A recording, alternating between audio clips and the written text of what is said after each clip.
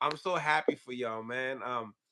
Yo, I felt like it was just a great moment having all your brothers in the ring, and just you're here now, man. What's your reaction, man? How you doing so far? Man, so far we good, man. I'm glad he stuck to the game plan. He listened. We didn't deviate. I tell my little brothers before every fight, the difference between good and great is inches and centimeters, and the ability to fucking produce. You know, he did that. So we grateful, man. It's another check off. Anything we do in life, man, I tell people for every achievement that me and my younger brothers get, it speaks volumes on the hard work, the effort, and blood, sweat, and tears that my father done put into this thing. Yeah, You you can know, see that. yeah. So we as great as achievement. Tell me, you know, grade the performance. Everybody online, everybody that I talked to, if they weren't a fan, they're a fan now. And they believe that it was the most Mhm. dominant performance on the card. But you tell me, because I know you're strict. I know you're strict with your shit on the It is, coaches shit. I it know how is. you are. So tell me, grade the performance and tell me Um, what were the pros and cons to the victory. um, I do believe that he had the most dominant performance on the card, hands down. Um, if I had to grade him, I'll give him a B minus. I give him a B minus. I think in that particular fight, we had to deal with the adversity of certain things. Rayo, he had the ability to be dangerous throughout the entire fight. And sometimes you got these guys that when you got the fight going your way and shit's going right and you feel like you got to measure your man, they tend to get overzealous and take unnecessary risks and stuff like that. Rayo's the guy that had the power to actually hurt my younger brother at any given moment, even in the 12th round. That was something that was always in the forefront of my thought process. So it was certain times I needed him to stick to the game plan, stick to the script. You know what I'm saying? We don't need to switch this shit up. Let's stay on point. Let's get this shit done. Let's get the job done. He did that. So it was times in the fight where though I had to low key kind of pull him back a little bit because Ryo was dangerous. Like I say, the entire time, I take my head off to him, his entire team. Just for even being willing to accept the fight. They was willing to fight. I appreciate him. He's a warrior. You know what I'm saying? Tell him don't take this shit too hard. Real warriors, you know what I'm saying? Shit like this happen. We bounce back from it. So I take my hat off to him. He one of the soldiers on the battlefield as well. You know what I'm saying? So it's a pleasure to share that circle. Yeah.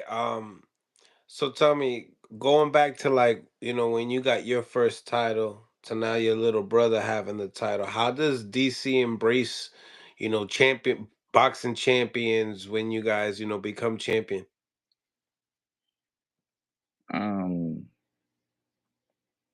Repeat the question. Like how do the fans embrace you guys, after like had you feel it?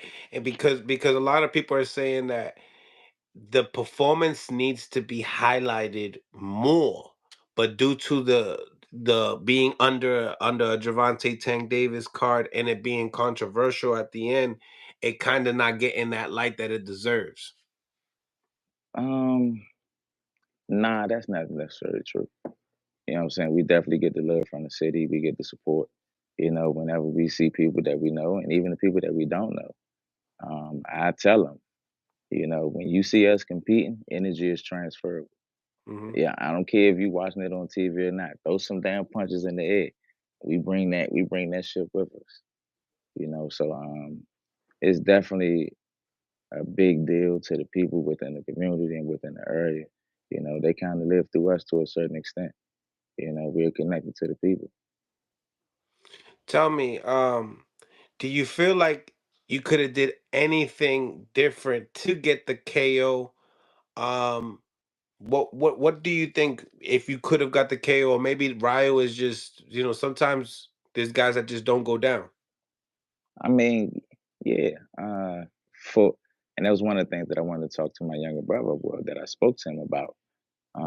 Being a professional, when you get to that elite level, yes, you was 17, you had 17 knockouts.